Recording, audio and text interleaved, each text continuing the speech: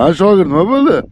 Ustoz qarang, zo'r cho'p olganman, shuncha jiklar olganman, yaxshi plyonka olganman, zo'r kachishka olganman, lekin baliq urmayapti.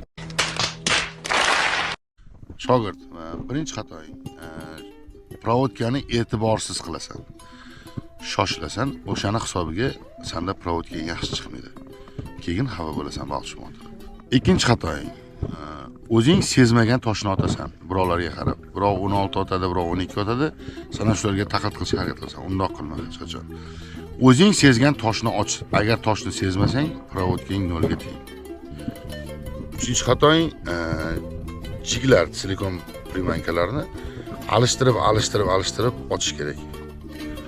O'shani to'g'ri tanlov qilish maqsadga bor. 4-xatoing shogird. 4-xatoing kelgan joyingda pozitsiya tanlash.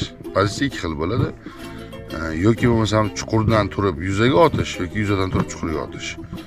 O'sha pozitsiyalar vaqtga qarab va vaziyatga qarab o'zgaradi. O'shani to'g'ri tanlamasligim bu 4-xatoing shogird. Bu meni orqali obunachilarimiz savol berganda bo'lib qolyapti-da sizga hozir. Tushundim.